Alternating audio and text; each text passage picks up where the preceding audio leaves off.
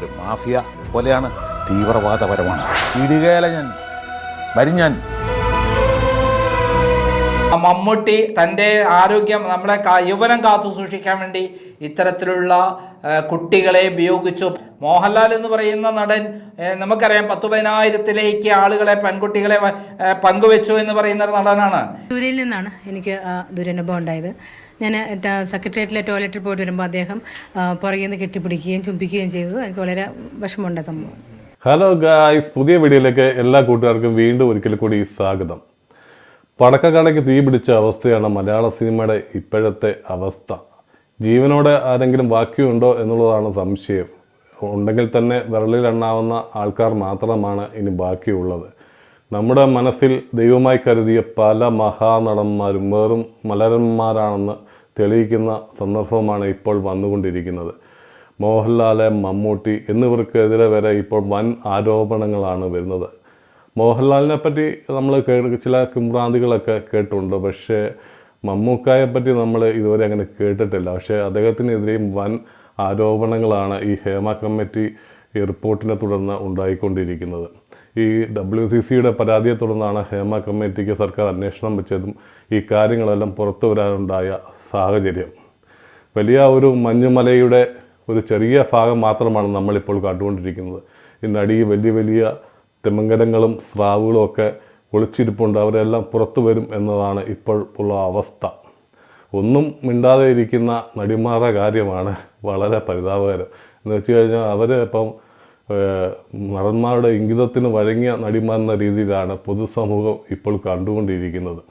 പിന്നെ ഇതിൽ ധൈര്യമായി ഈ കാര്യങ്ങൾ വന്ന് പറഞ്ഞത് പൃഥ്വിരാജാണ്. പൃഥ്വിരാജ് സ്വന്തം അനുഭവങ്ങൾ ചോദ്യ ചോദ്യത്തിനൊന്നും മടിപെടാതെ ഒരു തെറ്റും കൂടാതെ കാര്യങ്ങളെ പുള്ളിക്കാരനെ അവതരിപ്പിക്കാൻ കഴിച്ചു. കാരണം എന്ന് വെച്ച് കഴിഞ്ഞാൽ പുള്ളിയുടെ തെറ്റില്ലാത്തതുകൊണ്ട് പുള്ളിക്ക് ഏത് ചോദ്യവും നേരിടാനുള്ള ഒരു ധൈര്യവും കപ്പാസിറ്റിയൊക്കെ വരും.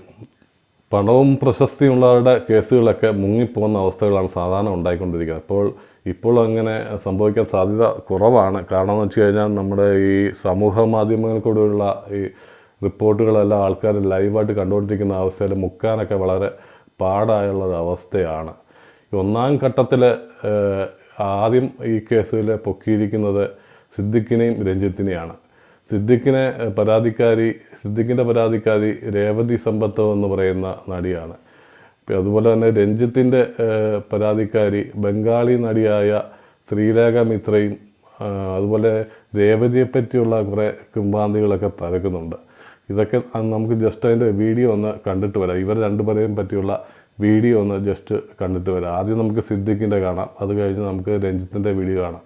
ഇത് കണ്ടതിന് ശേഷം നമുക്ക് ബാക്കി കാര്യങ്ങൾ തുടർന്ന് പറയാം. അതേപോലെ ഒരു മൂവിയുടെ ഡിസ്കഷന് വേണ്ടിയാണ് ഇവിടെ നില തിയേറ്ററിൽ ഒരു പ്രിവ്യൂ ഉണ്ടായിരുന്നു, സുഖമായിരിക്കട്ടെ എന്ന് പറയുന്ന ഒരു മൂവിയുടെ. അപ്പം അതിന് പ്രിവ്യൂ കണ്ടതിന് ശേഷം മസ്കറ്റ് ഹോട്ടലിൽ വെച്ചിട്ട് ആ പടത്തിന്റെ ഡിസ്കഷൻ ചെയ്യാം എന്ന് പറഞ്ഞിട്ടാണ് ഞാൻ ഡിസ്കഷന് വേണ്ടിയാണ് അവിടെ പോകുന്നത്.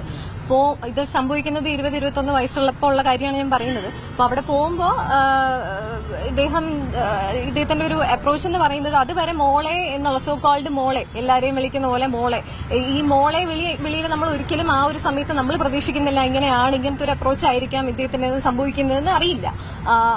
ഒരിടത്തും നമ്മൾ ബാക്ക് ഓഫ് ദ വീട്ടിൽ നമ്മൾ വിചാരിക്കുന്നില്ല എന്നുള്ളതാണ്. അപ്പം അവിടെ പോയപ്പോഴാണ് ഇദ്ദേഹം എന്നോട് ആ ഡിസ്കഷന്റെ കാര്യത്തിന് വളരെ പ്രൊഫഷണൽ ആയിട്ട് ഒരു അപ്രോച്ച് ആയിട്ടാണ് നമ്മൾ പോകുന്നത്. ഇതാണ് സംഭവം എന്ന് പറഞ്ഞത്. അപ്പം ഫസ്റ്റ് ഓഫ് ഓൾ അങ്ങനത്തെ ഒരു മൂവി ഇവിടെ എക്സിസ്റ്റ് ചെയ്യുന്നില്ല, അതൊരു കള്ളമാണ് എന്നുള്ളതാണ് ഒരു അഡൽട്ട് ആയതിനു ശേഷമൊക്കെ ഞാൻ മനസ്സിലാക്കുന്നത്. അപ്പോൾ ഇദ്ദേഹം അവിടെ വെച്ചിട്ടാണ് എന്നെ സെക്ഷുവലി അബ്യൂസ് ചെയ്തത്. It was A trap.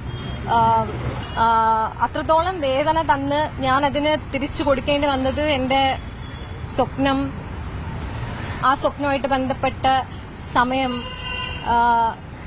ധാരാളം തരത്തിലുള്ള മെന്റൽ ഇഷ്യൂസ്, അതിലൂടെയൊക്കെ എനിക്ക് കടന്നു പോകേണ്ട ഒരു അവസ്ഥയായിരുന്നു. ഒരാൾക്കും ഇങ്ങനെ സംഭവിക്കരുത്. കാര്യം ഞാൻ മുട്ടിയ ഒരു ഡോറുകളും എനിക്ക് ഒരു തരത്തിലുള്ള ജസ്റ്റിസും തന്നിട്ടില്ല. Beat any one, beat any system, beat anything.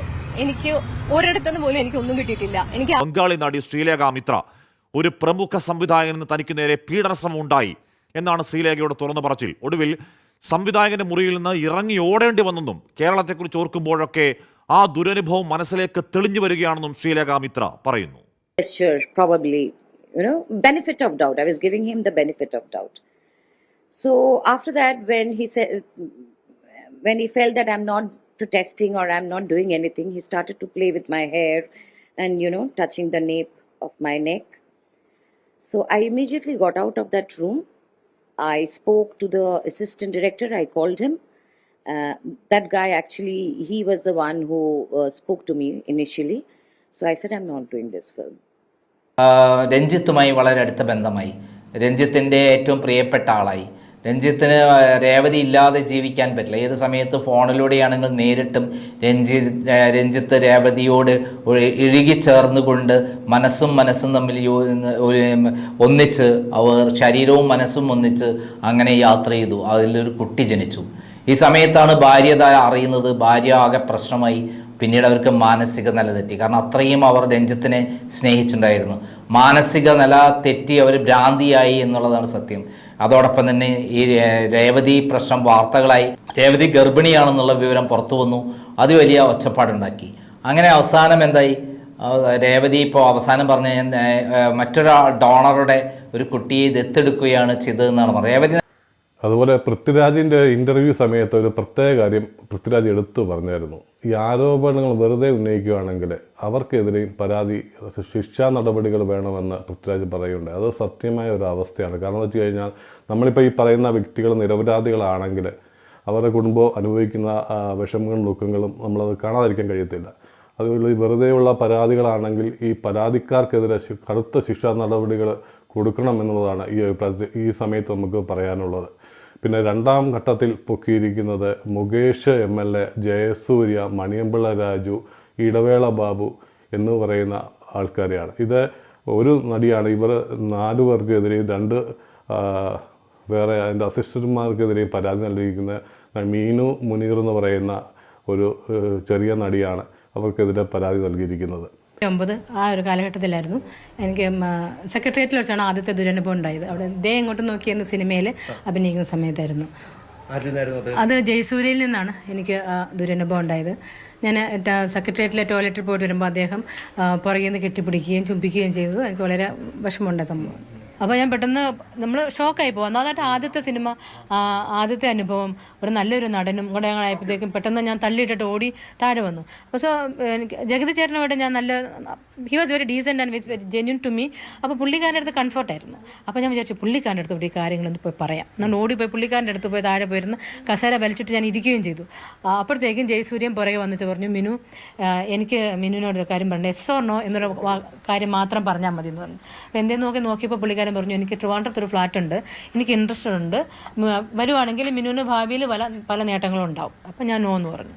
കൂടാതെ മുകേഷിൽ നിന്നുണ്ടായോ? മുകേഷ് കലണ്ടറിൽ എന്ന സിനിമയിലാണ് ഞാൻ മുകേഷിനെ പരിചയപ്പെടുന്നത്. അപ്പോൾ അദ്ദേഹത്തിൻ്റെ ഇൻട്രസ്റ്റ് അദ്ദേഹം എക്സ്പ്രസ് ചെയ്യുകയും ചെയ്തായിരുന്നു, ഇൻട്രസ്റ്റ് ഉണ്ടെന്നുള്ള കാര്യം. അപ്പോൾ അതിലൊന്നും അന്ന് കാര്യമായിട്ടൊന്നും എടുത്തില്ല. അതിനുശേഷം അമ്മയിൽ ഞാൻ മെമ്പർഷിപ്പ് ചോദിച്ചായിരുന്നു 6 സിനിമയിൽ അഭിനയിച്ചപ്പം. മുകേഷ് ഏട്ടൻ തന്നെ എന്നെ വിളിച്ചിട്ട് പറഞ്ഞു, അമ്പിടി കള്ളി, ഞാൻ അറിയാതെ അമ്മയിൽ നുഴഞ്ഞു കയറാമെന്ന് വിചാരിച്ചോ? ഞാൻ അറിയാതെ മലയാള സിനിമയിൽ ഒന്നും നടക്കാൻ പോണില്ല. നിനക്ക് കൊടുക്കാൻ നിനക്ക് വലിയ ഗമയല്ലേ, നീ ആർക്കും കൊടുക്കണ്ട, നീ മെഴുകുതിരിയുടെ വാസ്കില്ലേ, ആ വാസ്ക് ഇട്ട് അടച്ചു വെച്ച് നീ ആർക്കും കൊടുക്കണ്ട, അങ്ങനെ പറഞ്ഞ് ഭയങ്കര ഷോക്കായിപ്പോയി. ആ ഒരു വർത്തമാനം തരിച്ചിരുന്നു പോയി അങ്ങനെ കേട്ടപ്പോൾ തന്നെ. അതിനുശേഷം പുള്ളിക്കാരനെ നാടകമേ ഉലകം എന്ന സിനിമയിൽ വെച്ച് പുള്ളിനെ ഞാൻ സെറ്റിൽ വെച്ച് കണ്ടു. അപ്പോൾ ഞാൻ ഹോട്ടലിലെ റൂമിലെ സ്റ്റെപ്പിലൂടെ ഞാൻ കയറുകയും പുള്ളിക്കാരൻ താഴോട്ട് ഇറങ്ങി വരികയും ചെയ്തു. അപ്പോൾ എന്നെ കണ്ടിങ്ങനെ മാറിപ്പോണേ എന്ന് ചോദിച്ചു. അപ്പോൾ ഞാൻ എന്നോടൊന്നും സംസാരിച്ചത് ഇത്ര ശരിയായില്ല എന്ന് പറഞ്ഞിട്ട് ഓടി കയറിപ്പോയി. അപ്പോൾ കുറേ എൻ്റെ കൂടെ റൂമിൽ വന്നിട്ട് എന്നോട് സംസാരിച്ചത് എന്താ ലോഗ്യം കൂടെ കോംപ്രമൈസ് ആകുന്ന രീതിയിൽ സംസാരമായിരുന്നു പുള്ളിക്കാരൻ്റെ. അവിടെ വെച്ചും പുള്ളിക്കാരൻ എന്നെ ഫിസിക്കലായിട്ട് അബ്യൂസ് ചെയ്തു. മറ്റൊരാളുടെ പേര് താങ്കൾ പറഞ്ഞത് മണിയമ്പിള്ള രാജുവാണ്. മണിയമ്പിള്ള രാജു വെർബലായിട്ട് കലണ്ടറിൻ്റെ പുള്ളിയുടെ ഭാര്യയായിട്ട് അഭിനയിച്ചത്. അവിടെ വെച്ച് പുള്ളിക്കാരൻ്റെ എന്നോട് താല്പര്യങ്ങൾ പറയും, വളരെ അസഭ്യമായിട്ടൊക്കെ എന്നോട് സംസാരിക്കുകയൊക്കെ ചെയ്തു. അതിനുശേഷം ഡാ തടിയ എന്ന സിനിമയിൽ വെച്ച് പുള്ളിക്കാരൻ്റെ റൂം വൈറ്റ് ഫോർട്ടിലായിരുന്നു. അപ്പം എനിക്ക് ഫോർട്ട് കൊച്ചിയിലായിരുന്നു. അപ്പോൾ മിനു ഫോർട്ട് കൊച്ചിയിലാണെന്നുണ്ട് പറഞ്ഞിട്ട് അന്നത്തെ പ്രൊഡക്ഷൻ കൺട്രോളറിനെ കൊണ്ട് പുള്ളി അവിടെ റൂം ഇടിപ്പിച്ചു എൻ്റെ അടുത്ത് തന്നെ. എന്നിട്ട് എൻ്റെ അടുത്ത് പറഞ്ഞു, ഞാൻ ഇന്ന് രാത്രി വരും, മിനു ഡോറ് തുറന്നിട്ടാക്കണം. ഞാൻ പറഞ്ഞു, നോ ഇല്ല പറ്റില്ല, അയ്യോ ഒന്നും പറ്റത്തില്ല എന്ന് പറഞ്ഞു. ഇല്ല ഞാൻ തുറന്നിട്ടാക്കണം, വളരെ ആധികാരികമായിട്ട് പറഞ്ഞു. ഈ പുള്ളി ഇതിൻ്റെ വൈസ് പ്രസിഡൻ്റാണോ ഇതൊന്നും എനിക്കറിയത്തില്ല കേട്ടോ, ആരാ ഇതൊന്നും ഈ അമ്മയുടെ കമ്മിറ്റി മെമ്പേഴ്സ് ആണെന്ന് പോലും എനിക്കറിയില്ല. അപ്പോൾ ഞാൻ അതിൻ്റെ I didn't mind at all. ഞാൻ അവിടെ പോലത്തേക്കും ഫോൺ അങ്ങ് സൈലൻ്റ് ആക്കി വെച്ചു. എൻ്റെ ഫോൺ അതായാലും വിളിക്കുള്ളൂ. ഫോൺ സൈലൻറ്റ്, ഞാൻ അവിടെ കിടന്ന് ഉറങ്ങി. ഇപ്പോഴത്തേക്കും കഥകെ വന്ന് മുട്ടി. ഞാൻ തുറന്നില്ല. ആരാ മുട്ടിയൊന്നും എനിക്കറിയില്ല. മുട്ടുന്നുണ്ടായിരുന്നു. ഇടവേള ബാബുവിൻ്റെ അടുത്ത് എനിക്ക് അമ്മയിൽ അംഗത്വം കിട്ടാൻ വേണ്ടി പുള്ളിയുടെ ഇൻട്രസ്റ്റ് കുറേ നാളുടെ എൻ്റെ അടുത്ത് പറയുന്നുണ്ടായിരുന്നു. അപ്പോൾ പറഞ്ഞു, മിനു ഫോം ഒന്ന് ഫില്ല് ചെയ്താ, വന്നിട്ട് സിഗ്നേച്ചറൊക്കെ ചെയ്താൽ ഞാൻ ഇന്ന് തന്നെ കൊടുക്കാമെന്ന് പറഞ്ഞു. അപ്പോൾ പുള്ളിയുടെ ഫ്ലാറ്റ് വിളിച്ചു, കല്ലൂരുള്ള. ഞാൻ അവിടെ ചെന്നു കഴിഞ്ഞപ്പോൾ ഞാൻ പുള്ളി എന്തോ കുടിക്കാനൊക്കെ തന്നു, വളരെ ജെന്യൂനൊക്കെ ആയിരുന്നു. പക്ഷേ ആ ഫില്ല് ചെയ്തുകൊണ്ടിരുന്നപ്പോഴത്തേക്കും പുള്ളിക്കാരൻ ഇങ്ങനെ അടുത്ത് വന്നിച്ചു, നല്ല ഷാമ്പൂവിൻ്റെ മണമാണല്ലോ എന്നൊക്കെ പറഞ്ഞിട്ട് കഴുത്തേലും ഇവിടെ ഇത്ര അങ്ങനെ. ഞാൻ എന്താടോ ഞാനൊക്കെ സിംഗിളല്ലേ, ഒന്ന് സഹകരിച്ചൂടെ, ഞാൻ കല്യാണം കഴിക്കാത്ത ആളല്ലേ എന്നൊക്കെ വളരെ റിക്വസ്റ്റ് അപേക്ഷ നടത്തി ഈ ലൈംഗിക ആവശ്യത്തിന് വേണ്ടി. അപ്പോൾ അതിന് ഞാൻ ഇല്ലല്ലോ, സോറി എന്ന് പറഞ്ഞു. അപ്പോൾ എനിക്ക് തോന്നി ഇതും എനിക്ക് കിട്ടത്തില്ല എന്നത് മനസ്സിലായി. കാരണം അവരങ്ങനെ ആഗ്രഹിക്കുകയാണല്ലോ. അപ്പോൾ അത് അങ്ങനെ തന്നെ ഫോം അവിടെ ഇട്ടിട്ട് തിരിച്ചു പോകുന്നു. ഇപ്പോൾ മുകേഷും അതുപോലെ മണിയമ്പിള്ള രാജു, ഇടവേള ബാബു ഇവർക്കൊക്കെ സംസാരിക്കാനുള്ള ഒരു പ്രത്യേക കഴിവുണ്ട്. ആൾക്കാരെ ഇങ്ങനെ കയ്യിലെടുക്കാനും വാചകം അടിച്ച് ഇങ്ങനെ നേരെയാക്കാനുള്ള ഒരു പ്രത്യേക കഴിവുണ്ട്. പക്ഷേ ഈ കേസുകെട്ടിൽ ഇതൊന്നും ഉണ്ടായിട്ടില്ല. ഇവരുടെ വാക്കുകളൊന്നും ജനം തള്ളിക്കളയുകയാണ് ഉണ്ടായിരിക്കുന്നത്. പിന്നീട് ഇതേ പരാതി മീനു മുനീറിനുണ്ടായ അതേ ദുരനുഭവം നമ്മുടെ ഗായത്രി വർഷ എന്ന് പറയുന്ന നടിക്കുണ്ടായി. ആ നടിയുടെ അനുഭവം മാധ്യമങ്ങളിൽ പങ്കുവെക്കുകയുണ്ടായി. മണിയമ്പിള്ള രാജുചേട്ടൻ ഇഷ്ടമാണെന്ന് പറഞ്ഞ് പുറകെ നടക്കുന്നുണ്ട്, ഇന്നലെ ഡോർ നോക്ക് ചെയ്തു എന്നൊക്കെ വന്ന് പറഞ്ഞു. ലൊക്കേഷൻ വെച്ച് ഷൗട്ട് ചെയ്തു, അങ്ങനെ ഒരു കാര്യം സൂചിപ്പിച്ചില്ല എന്നാണ് എൻ്റെ വർഷങ്ങൾക്ക് മുമ്പാണ് ഇങ്ങനെ പറഞ്ഞിരുന്നു. മണിയമ്പിള്ള രാജുചേട്ടൻ ഇതേപോലെ ഡിസ്റ്റർബ് ചെയ്യുന്നുണ്ട്, എന്താ ചെയ്യേണ്ടതെന്ന് എനിക്കറിയില്ല, ആകെ ഡിസ്റ്റർബൻസ് ആണ്. വളരെ സങ്കടമായിരുന്നു കേട്ടോ, വളരെ വിഷമായിരുന്നു മിനുവിനെന്ന്. ഈ ഒരു പ്രവണതയോട് ഫൈറ്റ് ചെയ്യണം തോന്നിയിട്ടുണ്ട്, പലപ്പോഴും ഫൈറ്റ് ചെയ്തിട്ടുണ്ട്, പോലീസിൽ പരാതി കൊടുത്തിട്ടുണ്ട്, ഇങ്ങനെയൊക്കെ എൻ്റെ ലൈഫിൽ ഉണ്ടായിട്ടുണ്ട്. പക്ഷെ എന്താണെന്ന് വെച്ചാൽ നമ്മൾ പറഞ്ഞു കഴിഞ്ഞാൽ കൂടെ അഭിനയിക്കുന്ന സ്ത്രീ സഹപ്രവർത്തകർ വരെ ചോദിക്കും, നീ എന്തിനാ ഇത്ര ആവേശം കാണിക്കുന്നത്, നീ എന്തിനാ ഇങ്ങനെയൊക്കെ പ്രതികരിക്കുന്നത്, ഇങ്ങനെ പെട്ടെന്ന് ചാടി കയറി ദേഷ്യപ്പെട്ട് കഴിഞ്ഞാൽ നാളെ നമുക്ക് തന്നെ പടമില്ലാതാവുള്ളൂ, അവസരങ്ങൾ നഷ്ടപ്പെട്ട നഷ്ടം നമുക്ക് മാത്രമേ ഉള്ളൂ, പിന്നെ ആര് തൊഴിൽ തരും, എങ്ങനെ ജീവിക്കും, ഇങ്ങനെയൊക്കെ പല ചോദ്യങ്ങൾ പല ഘട്ടങ്ങളിൽ ഞാൻ ചോദിച്ചിട്ടുണ്ട്. പോലീസിന്റെ അടുത്ത് പരാതിപ്പെട്ട് പോലീസ് ലൊക്കേഷൻ വന്നിട്ടുണ്ട്. വന്നു കഴിയുമ്പോൾ പോലീസ് കോംപ്രമൈസ് ആണ് ചെയ്യുന്നത്. ഒരു കേസിന് പോയാൽ നിങ്ങൾ ഇങ്ങനെ കോടതി പോകേണ്ടി വരും, അവിടെ പറയേണ്ടി വരും, ഇവിടെ പറയേണ്ടി വരും, ഇവിടെ വേറൊന്നും സംഭവിച്ചില്ലല്ലോ, നിങ്ങളെ സംബന്ധിച്ച് ഇങ്ങനെയൊക്കെയല്ലേ ഉള്ളൂ, മോശമായി പറഞ്ഞല്ലോ, വേറൊന്നും സംഭവിച്ചില്ലല്ലോ, ഇതിനെന്തിനാ ഇത്ര ബഹളമൊക്കെ ഉണ്ടാക്കുന്നത്, ഇങ്ങനെയൊക്കെ അങ്ങ് പോകുന്നത്, അത് സാരമില്ല. ഇങ്ങനെയാണ് പോലീസിന്റെ നടപടിക്രമങ്ങൾ ഉണ്ടാവുക. അപ്പൊ പിന്നീട് മൂന്നാം ഘട്ടമാണ് ഉണ്ടായത്. മൂന്നാം ഘട്ടത്തിലെ സംവിധായകൻ തുളസീദാസിനും ബാബുരാജിനുമെതിരെയാണ് പരാതിയുമായി ആൾക്കാർ വന്നത്. ഈ പരാതിയായി വന്നിരിക്കുന്നത് തുളസീദാസിനെതിരെ പരാതിയായി വന്നിരിക്കുന്നത് ശ്രീദേവികയും മലയാളത്തിലെ മുൻപ് നടിയായിരുന്ന ഗീതാ വിജയനുമായിരുന്നു പരാതിയായി വന്നത്. ഈ പരാതികളെല്ലാം ഇവർ നിഷേധിക്കുന്നുണ്ട്. ഇതിൻ്റെ സത്യമായ അവസ്ഥ നമുക്കിനി അതിൻ്റെ പുതിയ കേസുകളൊക്കെ കൈകാര്യം ചെയ്യുന്ന അവസ്ഥയിൽ മാത്രമാണ് കാര്യങ്ങൾ മനസ്സിലാവുന്നത്. പിന്നെ ബാബുരാജിന് എതിരെ പരാതി വന്നിരിക്കുന്നത് ഒരു പേര് വെളിപ്പെടുത്താത്ത ഒരു ജൂനിയർ നടിയാണ് വന്നിരിക്കുന്നത്. ഈ മലയാള സിനിമയുടെ പോക്ക് ഇങ്ങനെ ഇത്തരത്തിൽ വളരെ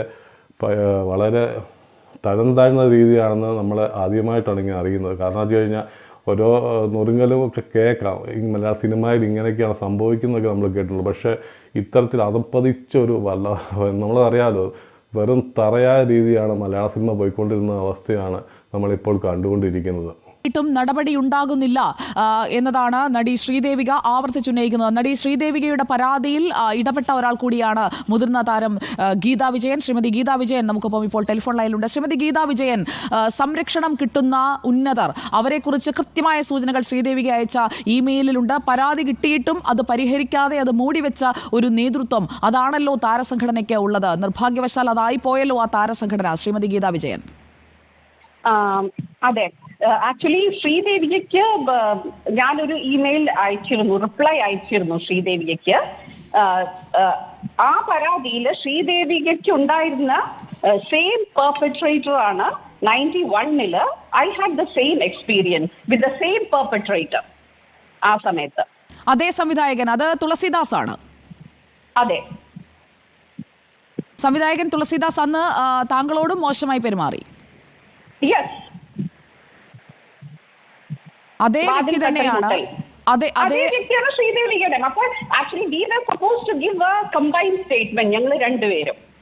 നടൻ ബാബുരാജിന്റെ ക്രൂര പീഡനം തുറന്നു പറഞ്ഞ് ജൂനിയർ നടി. ബാബുരാജ് എന്ന നടൻ എന്നെ അദ്ദേഹത്തിന്റെ ആലുവയിലെ വീട്ടിലേക്ക് വിളിച്ചു, സിനിമയിൽ അവസരമുണ്ട് എന്ന് പറഞ്ഞിട്ട് മോശമായിട്ട് സംസാരിക്കുകയും കയറി പിടിക്കുകയും എന്നെ ബലാത്സംഗപ്പെടുത്തുകയും ചെയ്ത ഒരാളാണ് നടൻ ബാബുരാജ്. കുറച്ച് വർഷങ്ങൾക്ക് മുമ്പ് കൊല്ലം തുളസി തൻ്റെ അനുഭവങ്ങൾ ഒരു മാധ്യമത്തോടെ പങ്കുവെക്കേണ്ടത് അതൊരു വളരെ രസകരമായ കാര്യമാണ്. ഒരിക്കലും ജീവിതത്തിൽ ഒരു ആനുകൂല്യം കിട്ടാത്ത ഒരു സിനിമ ഷൂട്ടിങ് വന്നു കഴിഞ്ഞാൽ വേണമെങ്കിൽ പുള്ളിക്കാരൻ ട്രെയിനേലോ ബസ്സിലോ വരേണ്ട അവസ്ഥയിൽ വന്ന് ഇറങ്ങിയ ഉടനെ ഒരു കാറുമായി ഒരു പ്രൊഡ്യൂസറിൻ്റെ അസിസ്റ്റൻ്റ് വരുന്നു. അത് പുള്ളിക്കാരനെ കൂട്ടിക്കൊണ്ട് പോകുന്നു. റൂമിൽ AC ഉള്ള റൂം കൊടുക്കുന്നു, ബിരിയാണി, മദ്യം ഇവയൊക്കെ നൽകുന്നു. പുള്ളിക്കാരൻ വെച്ച് എന്തോ സംഭവമെന്ന്. രാത്രി നിർമ്മാതാവ് വരും, ജസ്റ്റ് കഥ പറഞ്ഞിട്ടേക്കണമെന്ന് കൊല്ലം തുളസിയോട് പ്രൊഡ്യൂസറിൻ്റെ അസിസ്റ്റൻ്റ് പറഞ്ഞിട്ട് പോയി. കൊല്ലം തുളസി എന്തെങ്കിലും കാര്യങ്ങൾ സംസാരിക്കാമെന്ന് വിചാരിച്ചു. പിന്നീടാണ് 2 പെഗ് അടിച്ചിട്ട് കൊല്ലം തുളസി കിടന്ന് ഉറങ്ങി. കൊല്ലം തുളസി ഒരു പെണ്ണാണെന്ന് കരുതിയാണ് നിർമ്മാതാവ് ഈ കടുങ്കൈ എല്ലാം കാണിച്ച് വന്ന് തലോടുകയൊക്കെ ചെയ്ത് അദ്ദേഹത്തിൻ്റെ അദ്ദേഹത്തിൻ്റെ അനുഭവം അദ്ദേഹം വിവരിക്കുന്നുണ്ട്, ഒരു വീഡിയോയിൽ വിവരിക്കുന്നുണ്ട്. നമുക്ക് ആ വീഡിയോ ജസ്റ്റ് ഒന്ന് കണ്ടിട്ട് വരാം. അങ്ങനെയൊക്കെ ഒരു സംഭവം ഉണ്ടായിട്ടുണ്ട്. പിന്നെ പലകൊണ്ടും പേരുകൊണ്ട് പെണ്ണാണെന്ന് ഉദ്ദേശിച്ച സിനിമയിൽ എനിക്ക് വലിയ പരിഗണന എന്ന സ്ഥലമുണ്ട്. അവസാനം പരിഗണന കിട്ടും, പെണ്ണല്ലെന്ന് അറിഞ്ഞപ്പോൾ എന്നെ റൂമിൽ നിന്ന് ഇറക്കി വിട്ട സംഭവമുണ്ട്. അതൊക്കെ രസമായ കാര്യങ്ങളാണ്. പണ്ടൊരു സിനിമയിൽ ഞാൻ റെയിൽവേ സ്റ്റേഷനിൽ ഇറങ്ങിയപ്പോൾ തന്നെ എനിക്ക് ഭയങ്കര സ്വീകരണം. പ്രൊഡക്ഷൻ എക്സിക്യൂട്ടീവ് വരുന്നു, പ്രൊഡ്യൂസർ അപ്പുറത്ത് നിൽക്കുന്നു, അഡ്വാൻസ് കൊടുത്ത് അന്ന് എനിക്ക് അഡ്വാൻസ് ഒന്നും തരുന്ന സമയമല്ല. അപ്പോൾ അഡ്വാൻസ് ഞാൻ വാങ്ങിക്കുന്നു. അഡ്വാൻസ് ഞാൻ വാങ്ങിച്ചുകൊണ്ട് ഉടനെ ചെന്ന് റൂമിൽ പ്രൊഡ്യൂസറുടെ മുറിയുടെ അടുത്തൊരു AC റൂമെന്ന് എനിക്ക് തന്നു. ഞാൻ ഈ AC റൂമെന്ന് അന്ന് എനിക്ക് അനുഭവിച്ച് കിട്ടിയ സമയമല്ലായിരുന്നു. ഞാൻ കയറി വരുന്ന സമയം. അവസാനം മുറി വന്നു, കുറവ് കഴിഞ്ഞാൽ ബിയറർ വന്ന് ചോദിക്കുന്നു, സാർ ആഹാരം എന്താ വേണം, സാധനമെല്ലാം തടഞ്ഞുകൊണ്ട് പിന്നെ കരിമീൻ പൊള്ളിച്ചതും അതും ഇതെല്ലാം ആയിട്ട് അരമണിക്കൂർ കഴിയുമ്പോൾ അത് വരുന്നു. ഒരു പൈൻ്റെ മദ്യവും ഉണ്ട്, അതും വന്നിരിക്കുക. അപ്പോൾ ആ നേരത്ത് പ്രൊഡക്ഷൻ എക്സിക്യൂട്ടീവ് പ്രൊഡ്യൂസർ ഇങ്ങോട്ട് വരും, കഥ അടക്കയല്ലെന്ന് പറഞ്ഞു. അപ്പോൾ എനിക്ക് മനസ്സിലായില്ല, എനിക്ക് വേറെ ഈ ദുശ്ചിന്ത ഒന്നും പോയില്ലല്ലോ. അവസാനം ഞാൻ ശാപ്പാടും എല്ലാം കഴിഞ്ഞ് ഒരു സ്മാൾ എടുത്ത് 2 ബെഗുമൊക്കെ കഴിച്ചത്. ക്ഷീണമുണ്ട്, തിരുവനന്തപുരത്ത് ക്ഷീണം കിടന്ന് പകുതി ഉറക്കാറായപ്പോൾ പകുതി ആരോ കഥ തുറന്ന് നോക്കി. കഥ ഇറങ്ങി ഇങ്ങനെ വന്നു. ഞാൻ ചരിഞ്ഞ് കിടക്കുക, എൻ്റെ അടുത്ത് വന്നങ്ങ് ഇരുന്നു. ഇത് തന്നെ പതുക്കെ തടവാൻ തുടങ്ങി. ഞാൻ വല്ല AC റൂമാണ്ട് ഞാനിന്ന് AC ഒന്നും വലുതായിട്ട് ഉപയോഗിച്ചില്ല, മൂടി പോയിച്ച് കിടന്നു. ഞാൻ തടവി എവിടേക്കോ അവിടെ ഇവിടെയൊക്കെ തടവി വന്നപ്പോൾ അങ്ങേർക്ക് പിടികിട്ടി ഇത് പെണ്ണല്ലെന്ന്. പെണ്ണല്ലെന്ന് മനസ്സിലായി. അങ്ങേരുടനെ പോയി ലൈറ്റിട്ടപ്പം ആരാ നിന്ന്? ഞാൻ ചാടി എഴുന്നേറ്റ് ഞാൻ പറഞ്ഞു, ഞാൻ കൊല്ലം തുളസി. നീയാണോ കൊല്ലം തുളസി? ഞാൻ പറഞ്ഞു അതെ. പ്രൊഡ്യൂസറെ വിളിച്ച് എന്നിട്ട് ആ പ്രൊഡ്യൂസറെ പ്രൊഡക്ഷൻ മാസ്റ്റർ ഇവനെ പിടിച്ച് താഴെ 105 കൊണ്ടിട്ടേക്ക് കൊല്ലം തുളസിയാണെന്ന് പറഞ്ഞു. മലയാള സിനിമ ഇത്ര അധപ്പതിച്ച രീതിയിലാണ് പോകുന്നതെന്ന് മഹാനടൻ തിലകനാണ് ആദ്യമായി വിളിച്ചു പറഞ്ഞത്. തിലകനെ ഈ വിളിച്ചു പറഞ്ഞുകൊണ്ട് അദ്ദേഹത്തിനെ അമ്മയിൽ നിന്നും പുറത്താക്കുകയും ചെയ്തു. സത്യത്തിൽ ഇതിനെ അമ്മയെന്നല്ല പറയേണ്ടത്, ഒന്നെങ്കിൽ മാമ എന്നോ അല്ലെ ഉമ്മയെന്നോ അങ്ങനെയൊക്കെയാണ് ഈ സംഘടനയ്ക്ക് പേരിടേണ്ടത്. അങ്ങനെ ഇരിക്കുന്ന അവസരത്തിലാണ് പൃഥ്വിരാജിനും വിലക്ക് ഏർപ്പെടുത്തിയിരുന്നത്. ഈ അവസരത്തിലുണ്ടായ സിനിമയാണ് ഇന്ത്യൻ റുപ്പിയ എന്ന് പറയുന്ന ആ സിനിമ. അദ്ദേഹത്തിന് പൃഥ്വിരാജ് തിലകനെയൊക്കെ അഭിനയിപ്പിച്ച് വീണ്ടും റിട്ടേൺ വന്ന ഒരു പടമാണ് ഇന്ത്യൻ റുപ്പി എന്ന് പറയുന്ന സിനിമ. ഇനി മോഹൻലാലിനും മമ്മൂട്ടിക്കും എതിരെ ആരോപണം കൊണ്ട് വന്നിരിക്കുന്നത് ക്രൈം നന്ദകുമാറാണ്. കുറേ കാര്യങ്ങൾ അദ്ദേഹം പറയുന്നുണ്ട്. ഇതിൽ വാസ്തവമായ കാര്യം നമുക്കറിയില്ല, പുതിയ കേസുകൾ വരുമ്പോഴേ ഇനി അതിൻ്റെ കാര്യങ്ങൾ അറിയൂ. എന്നിരുന്നാലും നമുക്ക് ക്രൈം നന്ദകുമാർ പറയുന്ന വാക്കുകളൊന്നും കേൾക്കാം. ഈ മമ്മൂട്ടിയെ പറ്റിയും മോഹൻലാലിനെ പറ്റിയൊക്കെ വളരെ മോശമായ രീതിയിലാണ് അദ്ദേഹം പറയുന്നത്. ഇതിലെന്തെങ്കിലും സത്യമുണ്ടോ എന്ന് നമുക്കറിയത്തില്ല. ഒരാൾ നമ്മൾ കാര്യം അറിയാതെ കുറ്റപ്പെടുന്നത് ശരിയല്ല. എങ്കിലും അദ്ദേഹത്തിൻ്റെ വാക്കുകൾ നമ്മൾ കണ്ടിരിക്കുക. ഇനിയും പുതിയ ആരോപണം, പുതിയ ഇതൊക്കെ വരികയല്ലേ, നമുക്ക് എന്താണെന്ന് അറിഞ്ഞിരിക്കാം. ഓക്കെ. പോക്സോ കേസ് അടക്കമുണ്ട്. പോക്സോയുടെ എന്ന് വെച്ചാൽ 10-15 വയസ്സുള്ള പെൺകുട്ടികളെ അടക്കം കടിച്ചു വലിച്ച് കീറിയിട്ടുള്ളതാണ് ഈ സൂപ്പർ താരങ്ങൾ. ഒരു സൂപ്പർ താരമായി ഇതിലൊക്കെ ഇപ്പോൾ വന്നിട്ടുള്ള ഏറ്റവും പുതിയ വിശേഷങ്ങൾ എന്താ അറിയോ? മമ്മൂട്ടി തൻ്റെ ആരോഗ്യം, നമ്മുടെ യൗവനം കാത്തു സൂക്ഷിക്കാൻ വേണ്ടി ഇത്തരത്തിലുള്ള കുട്ടികളെ ഉപയോഗിച്ചു, 15 വയസ്സിന് താഴെയുള്ള കുട്ടികളെയൊക്കെ ഉപയോഗിച്ചു എന്ന് പറഞ്ഞ ഗൗരവമായിട്ടുള്ള ചില പരാമർശങ്ങളും ഇങ്ങനെ സ്പ്രെഡ് ചെയ്തുകൊണ്ടിരിക്കുകയാണ്. അതിൻ്റെ സത്യാവസ്ഥ നമ്മൾ പഠിച്ച് ബോധ്യപ്പെടേണ്ടതുണ്ട്. അതേപോലെ മോഹൻലാൽ എന്ന് പറയുന്ന നടൻ നമുക്കറിയാം 10,000-ലേക്ക് ആളുകളെ പെൺകുട്ടികളെ പങ്കുവെച്ചു എന്ന് പറയുന്ന ഒരു നടനാണ്. നമുക്കറിയാം മമ്മൂട്ടി മോഹൻലാലൊക്കെ നമുക്ക് ഇഷ്ടപ്പെട്ട നടന്മാരാണ്. അതേപോലെ ഇതിനകത്തുള്ള നടന്മാരൊക്കെ തന്നെ നമുക്ക് നഷ്ടമുള്ള നടന്മാരാണ്. മമ്മൂട്ടിയെ പോലെ മോഹൻലാലിനെ പോലെ റേഞ്ചുള്ള മറ്റു നടന്മാർ ഇന്ത്യയിലുണ്ടോ? അതേപോലെ അതോടനുബന്ധിച്ചുള്ള നടന്മാർ ഒരു 15 പേരടങ്ങിയ നടന്മാരടങ്ങിയ ഗ്യാങ്ങാണ് മുകേഷും ഗണേശനും അതേപോലെ സിദ്ദിഖും അതേപോലെ മമ്മൂട്ടി മോഹൻലാലും അടക്കമുള്ള നടന്മാരും അതേപോലെ ഏകദേശം ഒരു 21ഓളം വരുന്ന നടികളുണ്ട്. മറ്റുള്ള നടികളെ ശരിയായില്ലെങ്കിൽ അവരെ കയ്യിൽ കിട്ടി വരട്ടിയെടുത്ത് ഇവരെ കയ്യിൽ കൊണ്ടുവത്തിക്കുന്ന കോഡ് നമ്പറുള്ള അഡ്ജസ്റ്റ്മെൻറ്റ് തയ്യാറാവുന്ന എന്തിനും തയ്യാറാവുന്ന അഡ്ജസ്റ്റ്മെൻറ്റ് തയ്യാറാവുന്ന നടികൾ, അതായത് കിടപ്പറ പങ്കിടാൻ തയ്യാറാവും മാത്രമല്ല മറ്റുള്ള എന്തൊക്കെ ക്രിമിനൽ കുറ്റങ്ങൾക്കും ഇവരെ കൂടെ നിന്ന് പണമുണ്ടാക്കാൻ എല്ലാ പരിപാടികളിലും സംഘടിപ്പിക്കുന്ന സ്ത്രീകൾ, ഇതെല്ലാമുള്ള ഒരു വലിയ മാഫിയ സംഘമാണ് ഇതെന്ന് മുമ്പ് ഗാഫിയ തിലകൻ പറഞ്ഞത് എല്ലാം ശരിയായിക്കൊണ്ടാണ് ഹേമ കമ്മീഷൻ റിപ്പോർട്ട് പുറത്തു വന്നിരിക്കുന്നതിൻ്റെ ഒരു ഗായ്സ്. അപ്പോൾ ഇതൊക്കെയാണ് നമ്മുടെ മലയാള സിനിമയിൽ സംഭവിച്ചുകൊണ്ടിരിക്കുന്നത്. ഇനിയും പുതിയ പുതിയ റിപ്പോർട്ടുകളൊക്കെ വരും, പുതിയ ആൾക്കാരൊക്കെ പൊങ്ങി വരും. പക്ഷെ നമ്മൾ വീഡിയോ ചെയ്യുന്ന ഈ അവസരത്തിൽ ഇത്രയും ആരോപണങ്ങളാണ് വന്നിരിക്കുന്നത്. ഇനിയും പുതിയ ആരോപണങ്ങൾ വരുന്നത് നോക്കാം. അടുത്തൊരു വീഡിയോ നമുക്ക് വീണ്ടും കാണാം. Okay friends.